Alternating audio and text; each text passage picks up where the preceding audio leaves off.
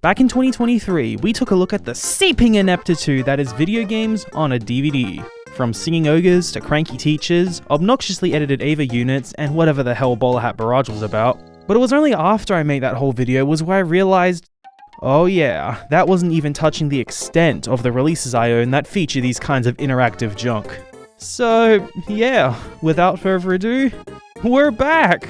There's not much else I need to add at this point other than there is a lot of new discoveries and old favorites to be discussed about here. So let's just get right back into the world of...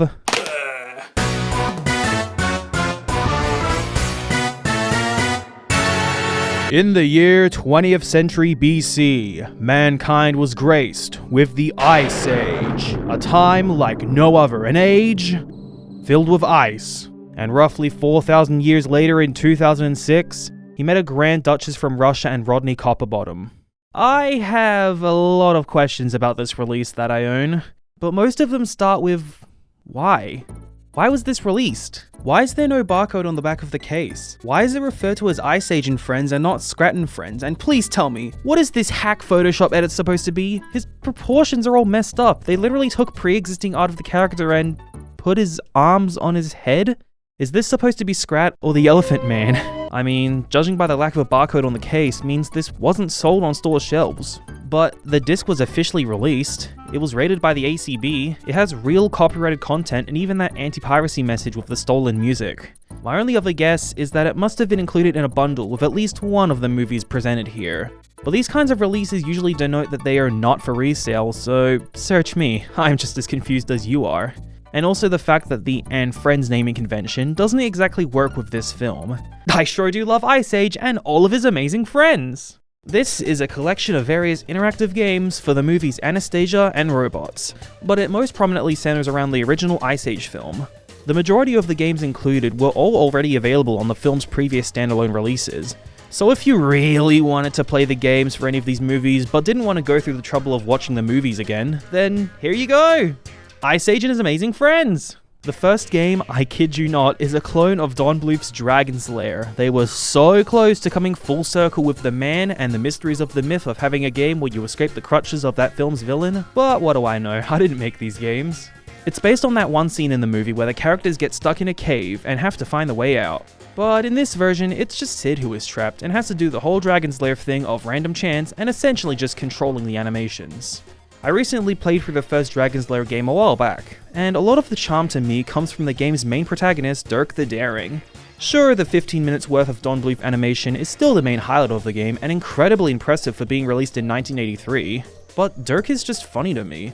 There's just something really amusing about how the Attract video hails Dirk in a way that makes him this unbeatable knight, savior of damsels in distress. But then you actually play the game and he's a bumbling oaf who mumbles to himself all the time. I don't know why, but that's just funny to me. Meanwhile, in this game, Sid is just kind of annoying without any of that characteristic charm and is mostly just saying recycled lines from the film. He also screams a lot.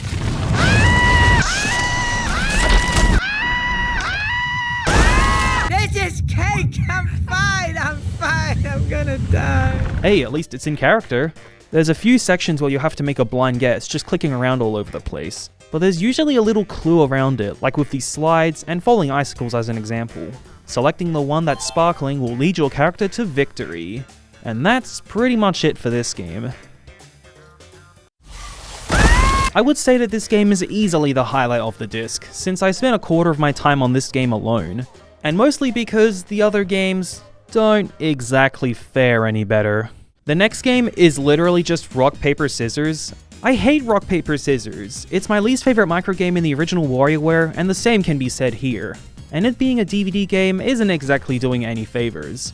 You have to win exactly 10 times to quote, receive the watermelons, but I am very certain that my team of ugly CG humans won exactly 10-7, and yet the crazed bastard still ends up stealing the watermelons, and it just leaves me at game over. What a rip-off. Frozen Pairs is even worse. It's literally just 5 rounds where you spot the differences of your favorite Ice Age characters, from Sid to Manny, Adodo, Diego, and Playing Darwin is just a bunch of animal facts and is the only game in 4x3 for some reason. The layout of this game reminds me of the character morph from the original Shrek DVD. It made me really hopeful to create some more mutant freaks with this, but nope, it's just animal facts. I also love how it just says Ice Age in the corner, just in case you forget which film you're watching. Here we can learn about the woolly mammoth, the giant sloth, saber-toothed tiger, and the scrat. Huh? Though not a real animal, the scrat is based on the earliest mammals, who were as small as mice. I could have sworn he was based on a pre-existing animal, but I suppose not. Huh, the more you know. Now on to Anastasia. Explore the Palace isn't even a game, it's just a brief 3D overview of the St. Petersburg Catherine Palace, which oddly uses music from a scene inside the Paris Opera House for some reason. In comparison, the rest of the Anastasia games here are a lot better. Anya's Day Out is a pretty basic dress-up game, yet it has a really impressive aspect that surprised me, as it allows you to make up to 9 different scenarios and then display them all as a slideshow. I don't even know how the DVD even saves all of this information, it's pretty neat. You can even add additional scenes after the fact. Now that is just kind of neat. And the final Anastasia game is the closest we'll get to Don Bluth and his difficult video games. Rasputin's Revenge is yet another pretty short game where you have to juggle the different body parts of the villain. It's a pretty neat concept and it can get pretty hectic on a first playthrough. I also love how they made the button icons look like his wisecracking bat henchmen. Neat shit. Everyone's first instinct is to just press the enter button when the parts get close to the ground, but that just only makes the game harder to play. I realize going through the disc again years later, you just need to hover around in place and just pick them up normally. I feel like this disc should have just been called Robots and Friends, because the games for this movie are easily the best ones on the disc. That, and also something else on here that we'll get into. Robot Dance is, you guessed it, a robot dancing around. This is actually the same robot as seen in the movie. It's got 8 different moves he can jam to, plus an additional 9th option, which just plays all of the dances in order, playing for over 3 minutes. They all range from pretty basic, to cool reference bro, to seizure-inducing, to hang on, he could just do that? Have kids actually ever danced to any of these? I sure haven't. And why does he just stand still in a perpetual white void of white nothing? Invenobot is the second longest game next to Cave In, as you get to create your very own robot. Well, not exactly, you just have to find the best parts for a domino bot, and all that random chance of finding the best items is mitigated since you can just inspect them from the get-go. But it's still quite amusing how you can invent the greatest domino pattern robot known to man, but then give it a shitty battery and watch it die immediately. Let's be real here. Robots has some of the most creative and exciting set pieces in an animated movie. Like the marble transportation scene, the chop shop, Britney Spears, oh my god, it's so 2005. And just generally seeing how this robot society blends in seamlessly with our world is so fresh and something I always look back to when rewatching this movie. One of my favorite moments in the entire film is easily the domino scene. I am an absolute sucker for Rube Goldberg contraptions in movies like, you know, Great Mouse Detective, all of the Wallace and Gromit inventions, Chitty Chitty Bang Bang, literally the entire ending of Thief and the Cobbler, and of course, robots, the best one. Also, why do we need to invent a domino robot specifically for Big World? Why would he need an unintelligible robot to do his work for him? Didn't he build all of this shit himself? Hang on, where did he even order those oversized domino pieces? These are all the life-changing questions that need to be answered in Robots 2. Too Big to Weld. And finally, to round out this disc, we have a basic memory game of 10 different scenes from the movie. Completely worthless, but entirely worth it in the end. If you get the question right, you hear a tiny fart. And if you get the question wrong, you hear an extremely loud, obnoxious buzzer noise. Too bad! And that's the disc, in its entirety. Hang on. Didn't we forget about hide and eek? Oh, this is fucking ugly.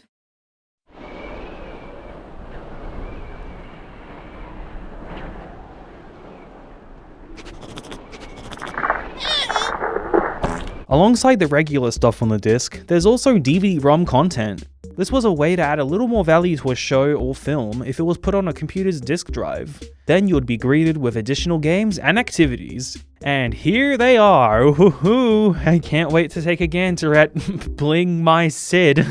Usually DVDs with PC content basically amount to hot links to the studio's website, like a miniature time capsule of the .com bubble. Ooh! In this release's case, it's nothing more than just basic printables like what DreamWorks Animation was doing around the same time, like, you know, coloring in pages and whatnot, which apparently haven't even been updated by the print date of this disc. like a 2003 calendar in the middle of 2006. There's also 2 different Flash games based on Ice Age that could already be found on the film's microsite. Sid Shreds just doesn't even work on the disc, and not even Flashpoint could yield any better results. And Super Dodo Ball is the Flash game of all time. Hit the Dodo Cliff? Okay. Okay.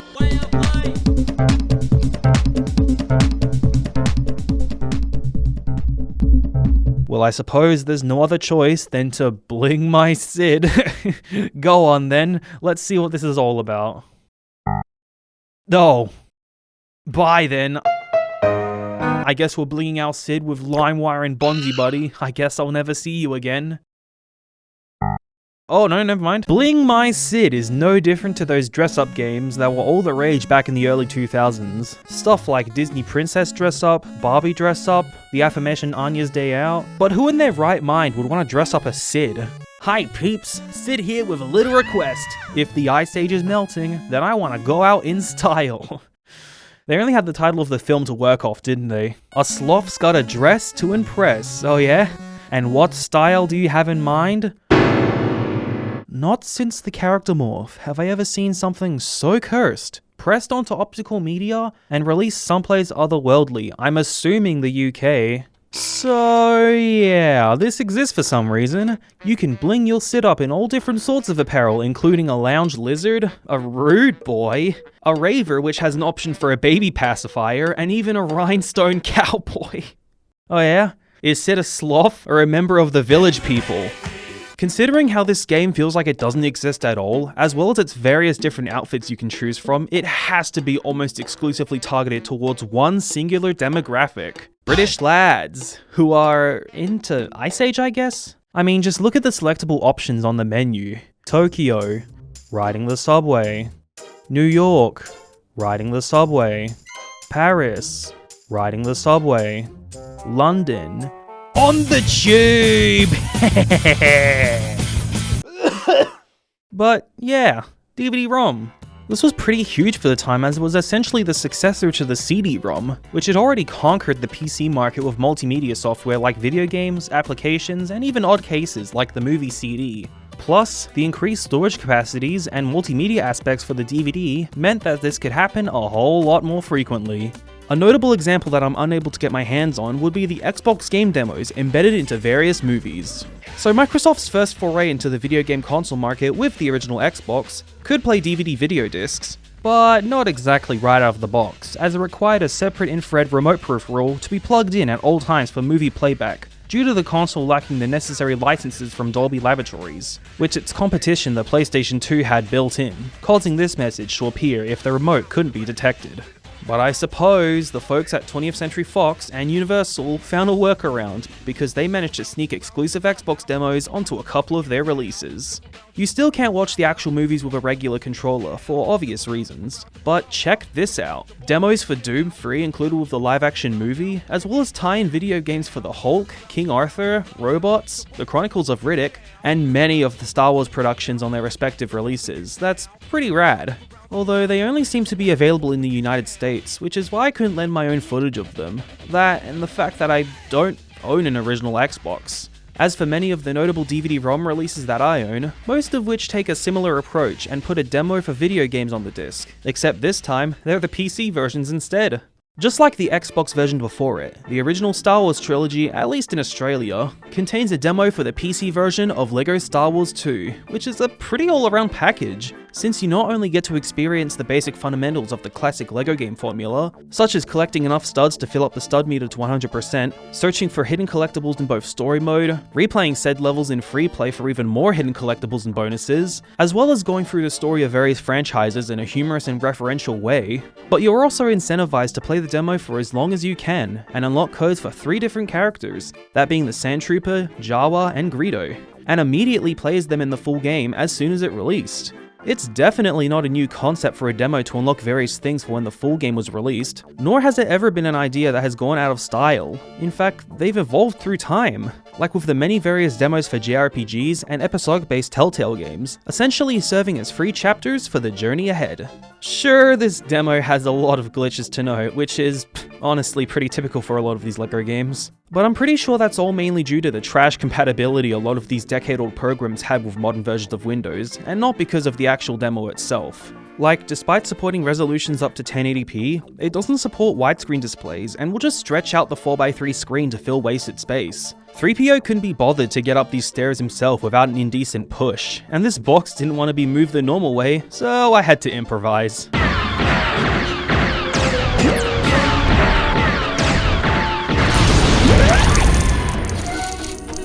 What's weird about this is that the same demo is also advertised to be on the bonus discs for both The Empire Strikes Back and Return of the Jedi, but the playable demo doesn't change across either of those films. I mean, I suppose there was a little more space left on the disc to just include the demo again, but it just feels kind of odd, you know? The Mos Eisley Spaceport is a great expansive level to have as a demo for this game, but whether you love them or hate them, it honestly feels incomplete when it's missing a greater portion of the game, that being the flying levels. A lot of the other times, the releases that I own would just take the standard printables route, just like the aforementioned Ice Age and Friends disc, except for Spirited Away and Old Dogs Go to Heaven, which both inexplicably have these study guides for educational purposes for some reason.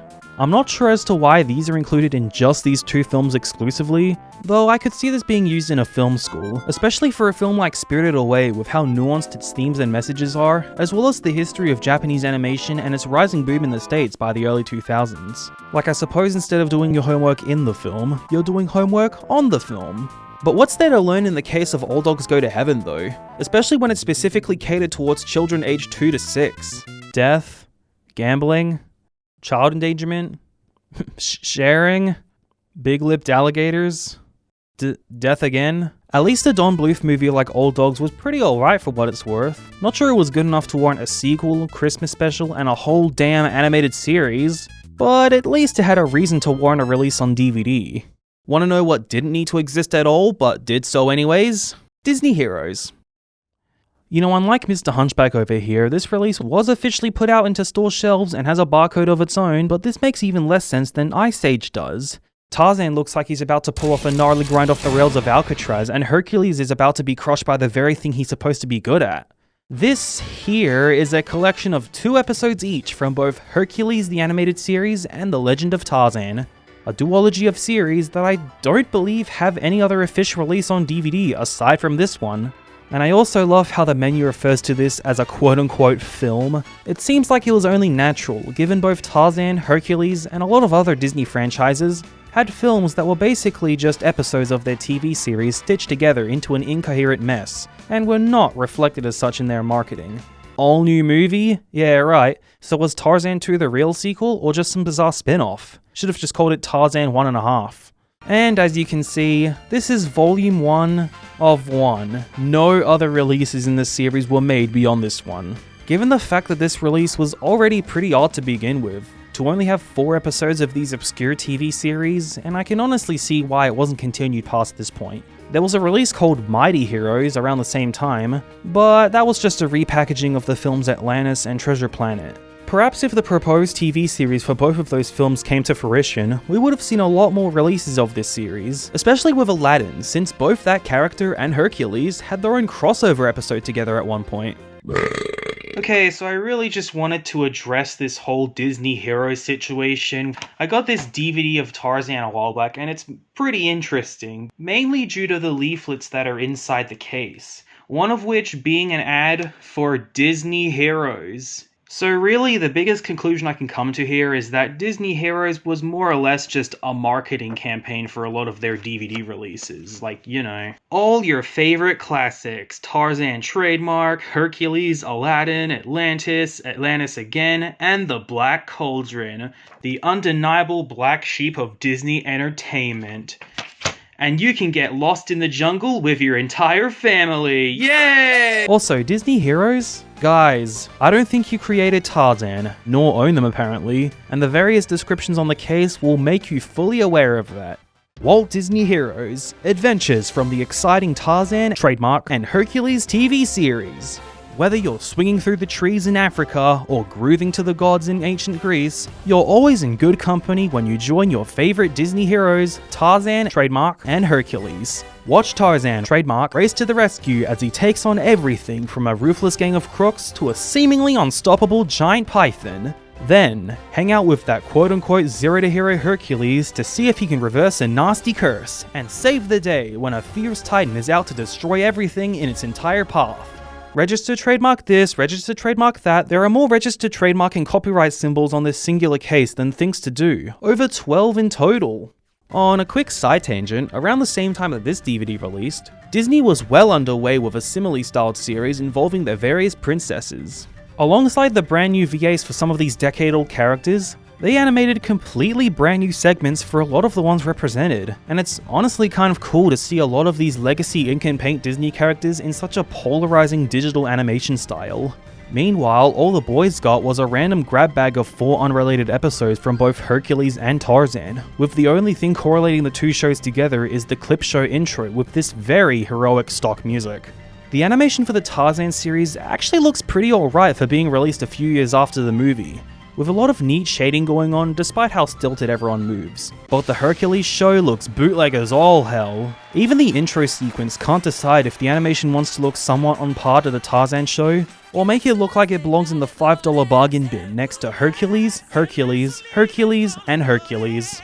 But alongside the episodes is a singular bonus feature, an interactive game no less. Play as Tarzan, trademark, or Hercules, and prove you've got what it takes to survive 5 exciting challenges. Be a hero! It's just a basic collection of different challenges involving one's eyesight. Not much to say about this. Spot the difference? Wow, how very heroic. All of the games are pretty much the exact same across Tarzan, trademark, and Hercules. You got the eyesight memory cup thing, spot how many of the specific object appears in the image, a singular question about the shows you've just watched, and even this weird strength test thing. At first, I thought it was supposed to be a summary of how many of the previous tests you got correct, but it's not exactly a show of how strong you are, as it just cycles through all of the different levels until you reach the top. I don't know about you, but I feel like being as strong as either Tarzan, trademark, or a literal Greek god is a more valid showcase of one's strength compared to selecting the right cup that has the ball inside of it. Plus, this section goes way longer than it has any right to, especially in the Hercules section. It appears you have a lot in common with Hercules' fragile friend Icarus. Not very strong, I'm afraid. Try again. Ha! I've seen the Fates do better than that with one eye tied behind their back. You know, Cassandra told me you'd only do that well. Of course, she's good at knowing stuff like that. Not too bad. Alright, we get it. Wow! Talk about you. There's even this thing at the very end where you have to time the button press to when a specific character enters your line of sight. Unlike before when it went on for much longer than it really needs to, this instead goes on for way too long. It took me 4 whole minutes to get out of this one area, much longer than the rest of the challenges combined anyways. And the background narrator suddenly decides to channel his inner James Corden. Oh no! We're doomed! It's the end! So you just click on the thing, whether it be a Cyclops on the Hercules side or a tiger on the Tarzan trademark side when you see it, and that's it. Don't you just love that stock image of the character you selected, accompanied by the exact same music that you hear across the entire DVD menu? Doesn't it just make you feel like a real, true Disney hero? Until all that satisfaction is tossed back at you as the game fades to black and boots you back to the main menu. But you know what Disney heroes Hercules and Tarzan trademark didn't teach me to get better at? How to find things. Hey kids, it's your DVD here. This is a real thing, I suppose. Plagued across many Universal releases across the early 2000s is the bonus feature, How Do I Find Things? For all intents and purposes, I'm pretty sure this is one of, if not the very first DVD games ever made. And what do you do in it?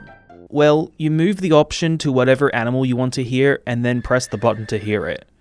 Apparently this is a thing that warranted its own release on the DVD, and not Nimona, or Look Back, or Killers of the Flower Moon, or Wallace and Gromit. Basically, what I'm trying to say is that this is redundant as all hell. The problem with this little extra is that in order to find things, you have to, well, find the thing. And for a first-time user of DVDs, that can get a little confusing. You would think that this whole animation would play at the beginning of a disc, but as an example of this release of The Land Before Time that I own, the option to know where and how to find things is tucked away in the sub-menus, and it takes nearly 5 different inputs of the DVD remote to know how to find things, even more so if you choose a different language. By that point, you obviously know how to find these things well enough already, so why even bother telling me how to find more things? I mean, what things are we even finding in the first place? Why don't you find yourself some space and shut the fuck up! Everything about this feature just screams stock. The background is stock, the music is stock, the sound effects are all stock. Even the damn video of the disc tray spitting out an evil sentient double-sided disc is a stock video. The only difference is that the entire case is opened here when it isn't on the universal version. For only $650, this pointless 10-second clip can be yours to own, completely royalty-free. And it seems like every known release that has this feature is either The Land Before Time, An American Tail, or the live-action Grinch movie, which seemed like it was the first release to have this feature, due to the narrator being carried over from another bonus feature on the disc titled The Care and Feeding of a Grinch. Okay. Universal would later take the same idea of learning how to use a DVD remote and put them on the annual direct-to-video Barbie movies, although they are done much better here since not only is it narrated by Barbie herself instead of some random intern, but it's all done during the DVD menu itself, meaning it only takes a singular button press to learn how to find things. I still don't know what we're finding exactly though. If it's a remote we're supposed to be looking for, then it doesn't matter, because I own 4. There's even this really weird one from Lionsgate featuring Inspector Gadget. The funniest thing about this one is that Inspector Gadget is like the focal point of the entire DVD menu, even though he genuinely has nothing to do with any of the shows this appeared on. The only reason it's like this is because a French animation studio that specialized in the production of children's shows named Dick had the license to Inspector Gadget back in the 2000s. Yeah, I know it's pronounced Deek or D-I-C, but what kind of shit were they smoking when I thought of that name? In fact, I don't even know why finding things needed to exist anyways. How hard is it to pick up a controller and press buttons on it? Was this game made before the advent of remote controls? Did you really need a hammered Inspector Gadget to explain it in such excruciating detail? If you would like to watch the episode with the English subtitles, just pick up a fucking remote and read the main menu of this disc. Why does Inspector Gadget refer to currently selected options as the galao? Why does Barbie tell me to ask a parent or guardian for a DVD remote? What even is the care and feeding of a Grinch? What is he, like this unidentified exotic species or something? You know what, let's talk about Blu-ray. You know, sometimes I feel like I go on too long about completely irrelevant topics. Anyways, here's the Blu-ray for open season. And I also have the DVD for The Lion King 3 next to it, because both of these releases have pretty similar DVD games, in that they are both based on real-life game shows. For open season, there's Wheel of Fortune Forest Edition, based on the show of the same name produced by Sony. And for The Lion King 3, aka Lion King 1.5, has Who Wants to Be King of the Jungle, based on Who Wants to Be a Millionaire or Millionaire Hot Seat, which originally aired on ABC. Talk about company synergy. For some reason, the one genre that made so much sense for a DVD game and yet was completely underutilized would be adaptations of real-life game shows. Of course, there were a few notable examples such as Deal or No Deal, The Price is Right, Lingo, Countdown, 5th Grader, and even Family Feud, which I'm honestly pretty terrified to know how that would have looked like. But Wheel of Fortune didn't bother to make the cut. I would assume it's due to it being a lot more involved compared to a lot of the other ones that were actually released. But this is on Blu-ray. We've seen how capable this guy is at making some pretty competent Flash games. The power of Java is limitless. Well, the subtitle of Forest Edition is right. In fact, it closely reminds you to the kind of forest that you'd rather be lost in than playing this game, because it absolutely bears no resemblance to the original game show. If you already know how to play, hit the right arrow. I've played Wheel of Fortune before. Oh dear, who's gonna tell him? So get this shit, alright? Instead of spinning the wheel and earning the amount of cash the arrow lands on, picking each individual letter for a certain phrase or name of a place, person, or thing, and switching to the next person when you either guess a wrong letter or go bankrupt, All the while you're up against 2 other contestants who are all versing each other to see who will come out on top with the most cash by the end of the episode. You instead have 4 choices on the wheel, 3 of which being the different categories and losing the turn to another player, and you have to be teaming up with the bear or the deer. Because we can't render human beings, I guess. And in the actual game, you see 4 different screenshots which correlate to the main answer, alright? There's absolutely no interactivity in this part, you're just supposed to yell out what you think is going to be the answer amongst the other player. And then you still have to manually choose who said the question first. I'm sorry guys, why is this a game? Furthermore, why is it entirely themed around Wheel of Fortune? It has more in common with spotting VW Beetles along a dreary desert road to your grandma's house. Lose a turn is not a category. Yes, Mr. Scotsman, losing a turn is in fact not a category. Deal or No Deal faithfully recreated the show's formula as close as they could with the limitations of the DVD hardware, and even something like the expansive Seen It series had a physical board to play the entire game on, and once again, we're on PlayStation 3. There's absolutely no excuses to be made with how shit this turned out. I wouldn't even be surprised if this was just converted from the DVD release, god damn it. Well, since I'm playing all on my own for this occasion, we might as well just get a single player game running. I'm sure a lone player game will bode well in a show where you have to actively be combating other people for the most points, not cash. Forest animals don't take kindly to economics. So I start the game, invoke animal cruelty, and I lose the turn. Well, that's quite unfortunate, but since I'm playing on my own, even though logistically the turn should go back to Mr. Jumpscare Bear, I get to go again. So I start the turn, file a report to Peter, and lose the turn again. No worries, I get to try again immediately. So I start the turn, lose the turn, and get the turn. So I start the turn, lose the turn, and get the turn. So I start the turn, lose the turn, and get the turn. So I start the turn, lose the turn, and get the turn. So I start the turn, lose the turn, and get...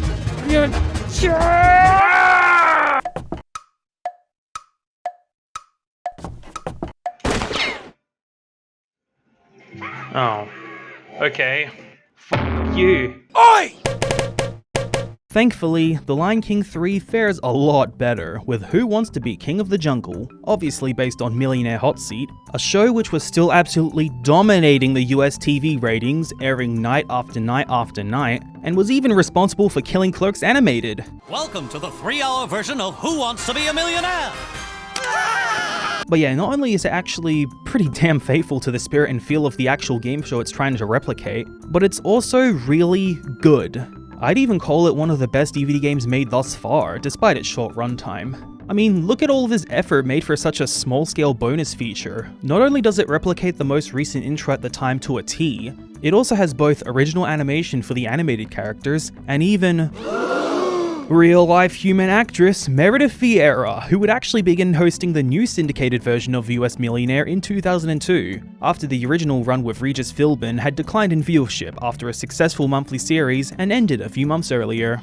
You even got the 3 lifelines to help you out, and the 10-question structure to the top prize. As expected, all of the questions are related to the Lion King franchise as a whole, with the questions starting from pretty easy till it really starts to test your knowledge on the franchise quite a bit, though it's still pretty easy given my knowledge of the films. And instead of $1 million in cash being the main commodity to work for, the contestant in question, that being Timon, is looking to earn his own fair share of bugs, to which viewers living in the UK will soon come to realize is a staggeringly low amount of prize money. And if you correctly answer all 10 questions, you win 100 pounds of grubs.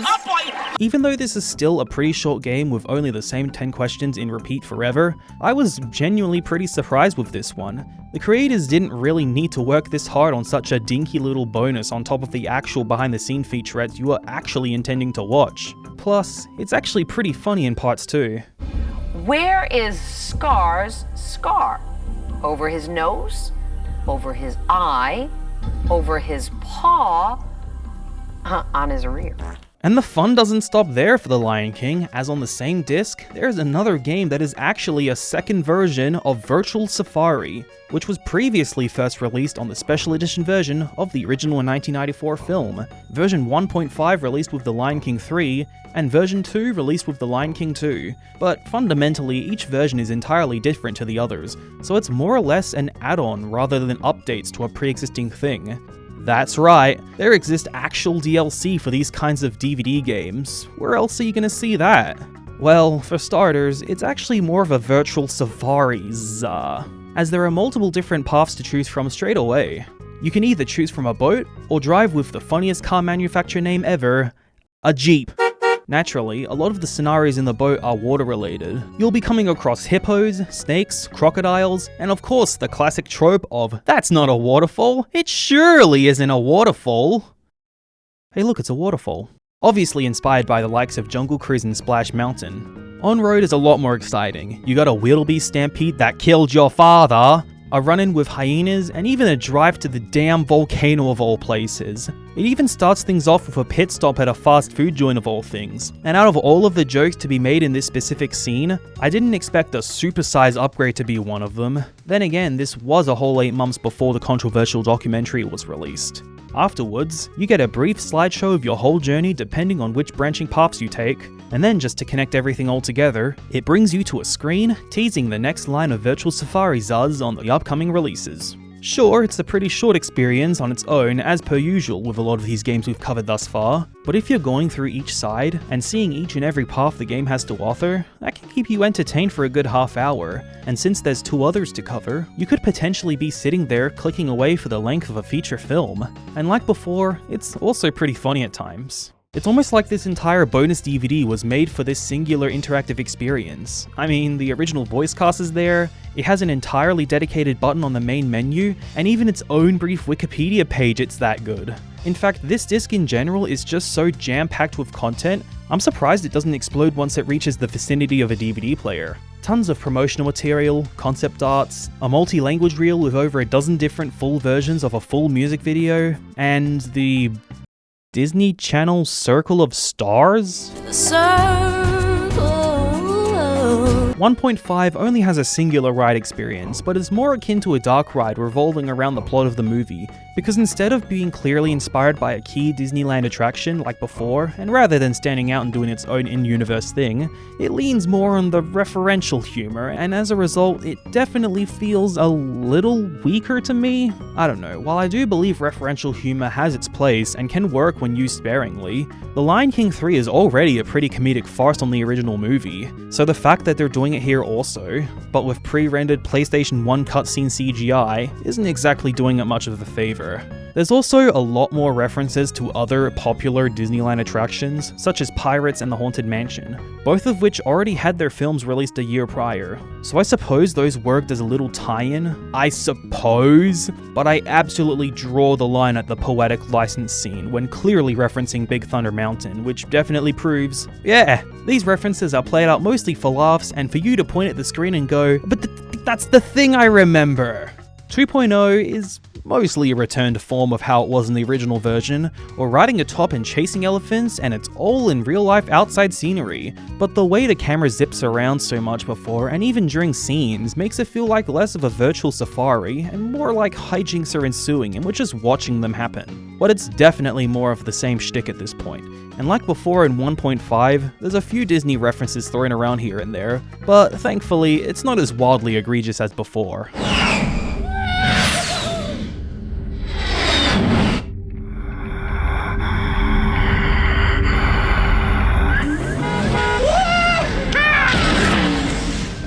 Okay, it's still out of nowhere, but like, man, how did we get to this? To go from, oh hey, that's the character I remember from that one movie I liked, to, oh hey, that's the character I remember from that one movie I liked. Also known as a massive groan fest of corporatism.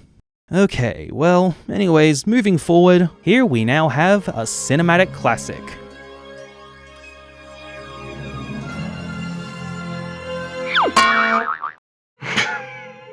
Yeah, what else did you expect from Clyde with a Chance of Meatballs? It's a movie about food literally falling from the sky. Of course it would have a special mode where you can chuck eggs and pies all over the screen.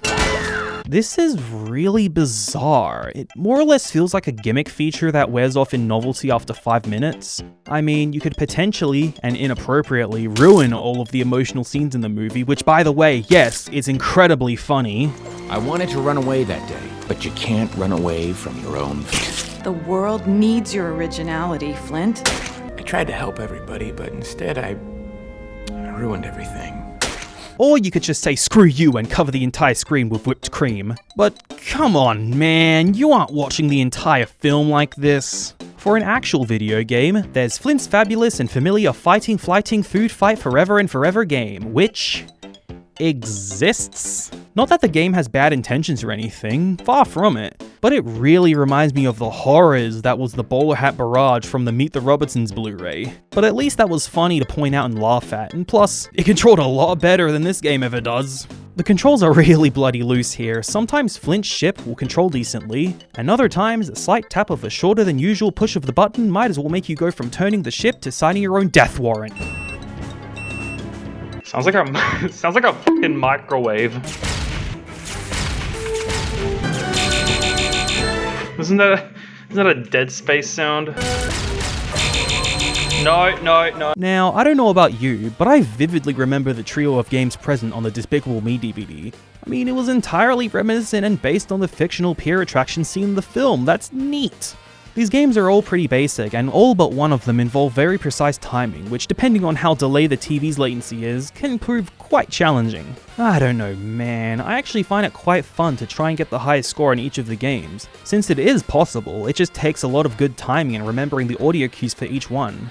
But now, I sweep the f***ing floor with Feed the Creatures. You're a pro. That was awesome. Let's take a look at the prizes. Well, I get a picture of Gru's car before I buy it, and the same picture of Gru's car after I buy it.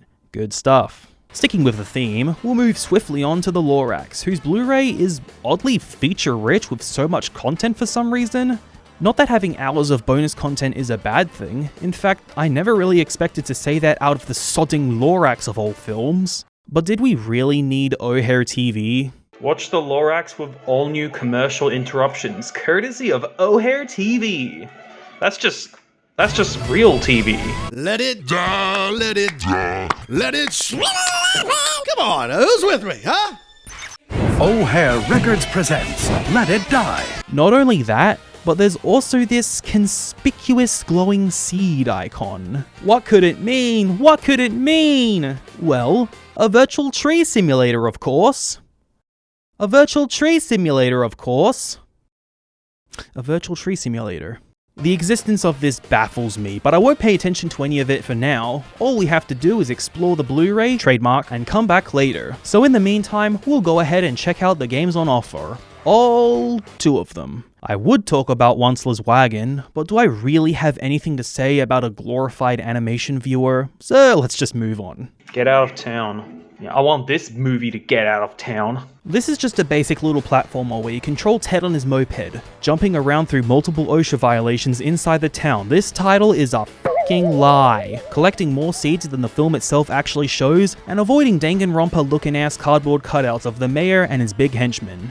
This is also the very first Blu-ray game I have ever seen in my entire life to have a control diagram with both a generic remote and a DualShock 3 next to it. Because why would you want to play real games when you can play real games? Nah, but jokes aside, I actually think this is pretty good. Definitely not the best. I think there's just one more game that I'll mention today that's just a lot stronger overall. But as a quick and easy platforming game, it sets out what it needs to do. And compared to a lot of the other action games I've looked at, the controls here are surprisingly tight. The jumping especially is actually reactive to how long the button is pressed down for, and it doesn't feel like you're slipping on ice the entire time. This is a good game. My only problem is that it's short. Embarrassingly short even, as it only has 3 levels and that's it.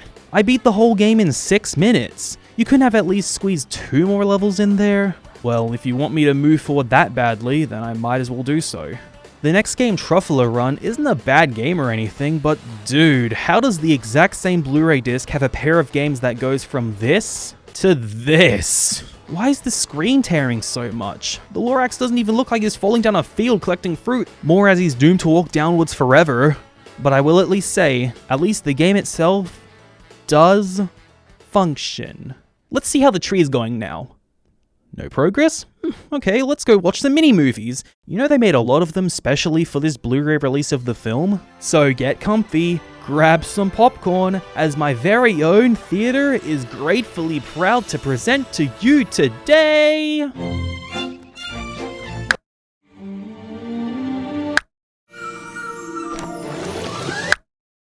So, kid, how'd you like to be an honorary Lorax? No. Any progress now? No? Alright then. Voila! We've got it!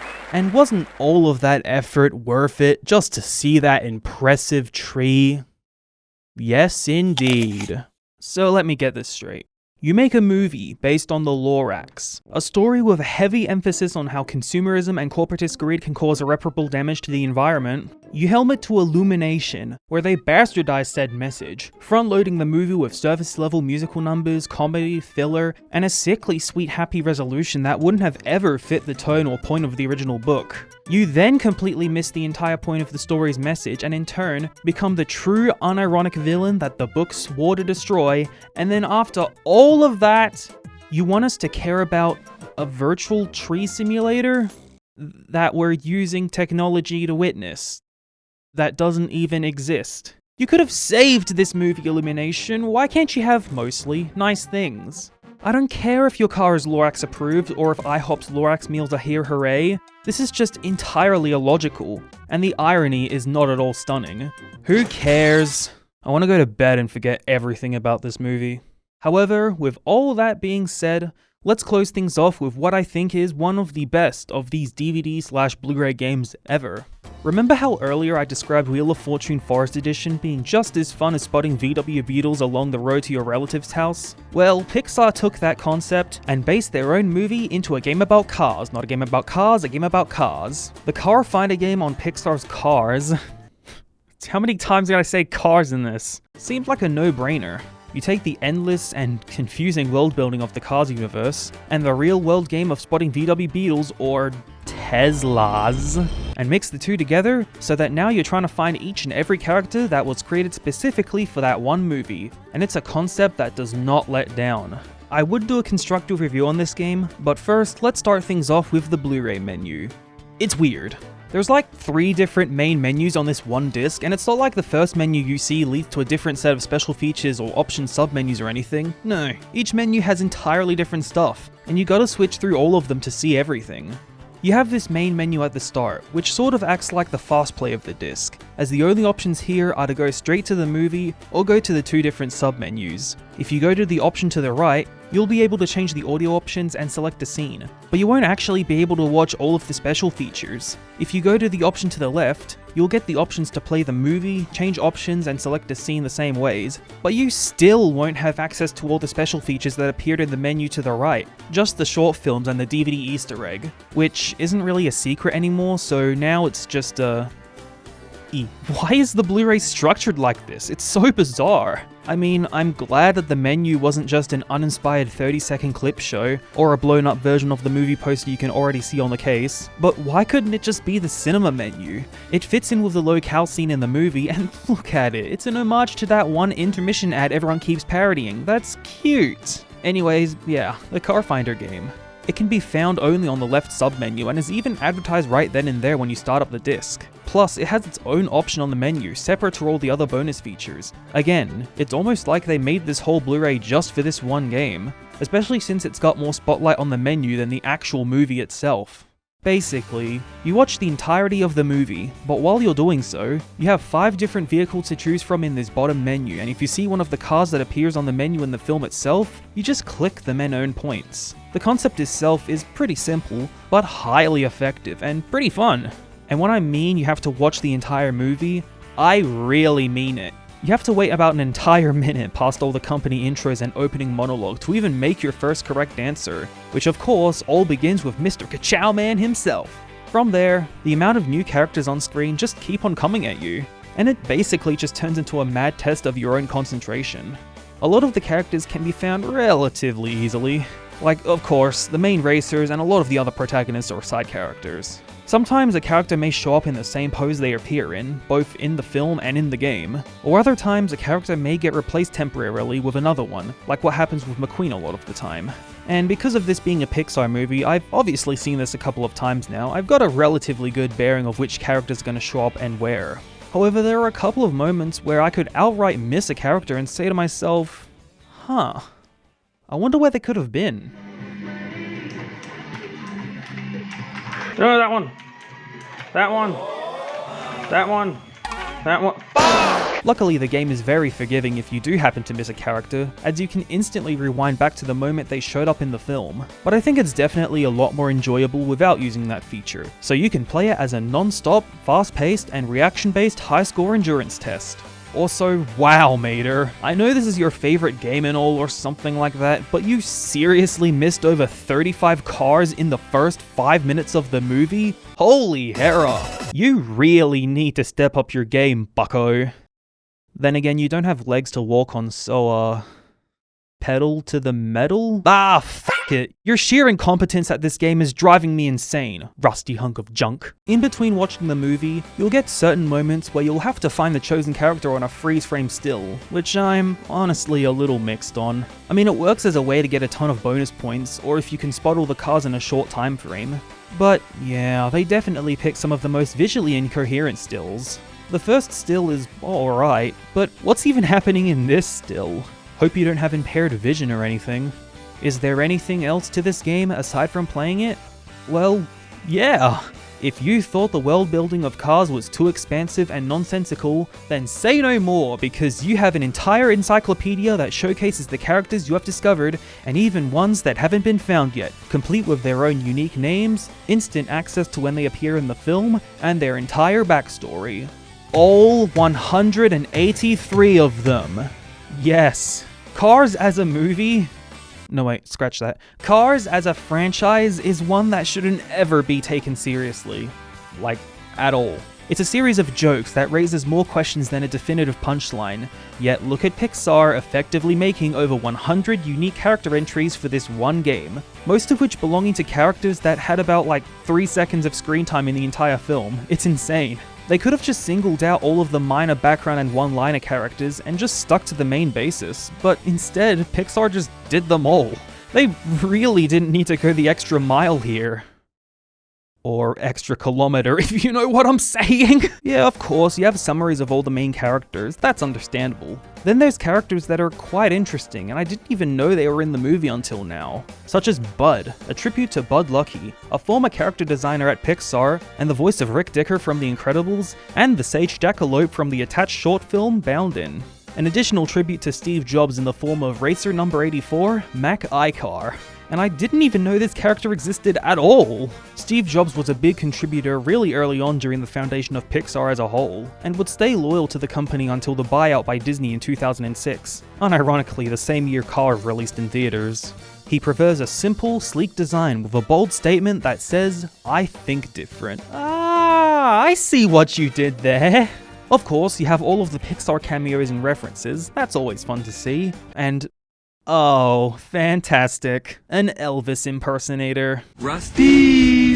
Look at that shit! Then you have characters like Dash Boardman, Human, the Autobahn Society, Alpha Numeros, Tim Rimmer, oh god, Timothy Two-Stroke, what? And just straight up J-Limo. Some of the races too, including Krusty Rhoda, who's got minutes to live, Todd, in quotes, the shockster Marcus, who leaked everything about his personal life in just one sentence, Winford Bradford Rutherford, and last but not least, Toe. Just Toe. He's pulled his share of battered, weeping champions off the racetrack. He's seen the top racers in their lowest moments, but he always respects their privacy. Dude, that car is literally bleeding out of his entire body. His name is Chuck Armstrong, by the way, who is apparently allergic to the own fuel he uses, and his main sponsor is Mood Springs. Chuck Armstrong hopes he's a good example of how a problem can become a good asset, by making me think of how we perceive death in the Cars universe. Speaking of The Incredibles, on a slightly related tangent, this actually reminds me a lot of a very similar character database on the second disc of that movie's DVD.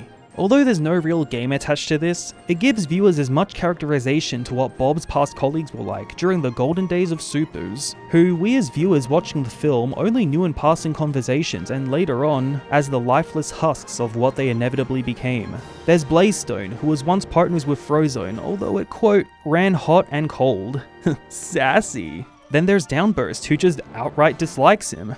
Thunderhead is a single father and yet has 5 adopted children. Stormicide is sensitive to criticism over her powers. Said powers have the ability to pull oxygen out of people's lungs. And Hypershock is canonically an alcoholic and a narcissist. Where's Irv? I need some coffee. Very nice. No, I don't want tea. I want coffee, and put some aspirin in it or something. How about coffee made from aspirin? You know, you people, you just don't do your homework. And look at this. What is this? Cheap. Spend a little money on your gear if you're gonna have a super in here, okay? You know, I could be out solving crime at the very least. We're solving this hangover. Ow! There's a lot of insight into this controversial group called the Thrilling Three, plus each super has their own archived interview recordings, where just their vocal tone and presence alone make them all sound like the rest of us, regular human beings living amongst us, as long as they weren't lost or damaged anyways. Macroburst audio file incomplete. Damaged during mission. Audio file from Metaman found missing. Assumed confiscated during surprise attack by Baron von Ruthless. Also, all the Golden Days supers were very clearly all voiced by a select few of Pixar alumni, like Peter Son, Joe Ranft, and of course Brad Bird, the director of The Incredibles. I don't want to dwell on this further since it isn't what the video is about, and there have been a lot of other people who have discussed this little piece of Incredibles lore better than I ever could. All I can say is, this little extra on top of a masterpiece of a film has more creativity than a whole sequel to that said movie could ever dream of having. But yeah, that's pretty much the bulk of the game itself, or as much as I could play to get a good example for this video. I genuinely believe that this game makes you play through the entire 2-hour movie just to actually finish it. Or at least play up to a point where the movie starts to reuse more character models than show any newer ones. I mean, the game will tell you that level 1 has been completed, a whole 20 minutes into the movie, but when you go back to move on to the next level, it just continues where you left off like nothing changed. And yeah, when I said you had to play through the entire movie, I really meant it. There's an astute YouTuber by the name of Jedi Bear who spent 121 parts playing through the entire game and the entire movie for 2 hours straight. 63,750 points. Now that's dedication. I really wanted to play further just to see how high my score would get. I was actually having fun with this game, planning out and thinking whenever a new character would show up. Inconceivable. But let's wrap things up now. It's getting late. Of course, we could go on much longer than right now. There's still a ton of interesting things to talk about in the realm of Blu-ray, and even releases dedicated to interactive games, such as Liar's Dice on the Pirates of the Caribbean Blu-ray, this Wallace and Gromit thing, and all of the light gun games that were converted to a solely DVD experience, like Who Shot Johnny Rock and Mad Dog McCree. Oh, so that gets a physical release and not literally anything else? Oh, but thank God it's Xbox compatible. I would have flipped out if it wasn't. A lot of the interactive games seen on DVD releases are definitely looking pretty samey at this point now. Not that there isn't a shortage of anything interesting to talk about them now, but I'm not sure what else I can say about the standard quizzes or anything related to that. But there was just a more expansive look into the world of, let's be real, appetizers for the main feature. Will there be a part 3? Of course there will be. But as for part 4, well, let's ask the Magic Mirror that deceiving question. Oh, Mr. Magic Mirror, do you think I'll be making a 4th parter in this eloquently titled series? My sources say no. Thank you.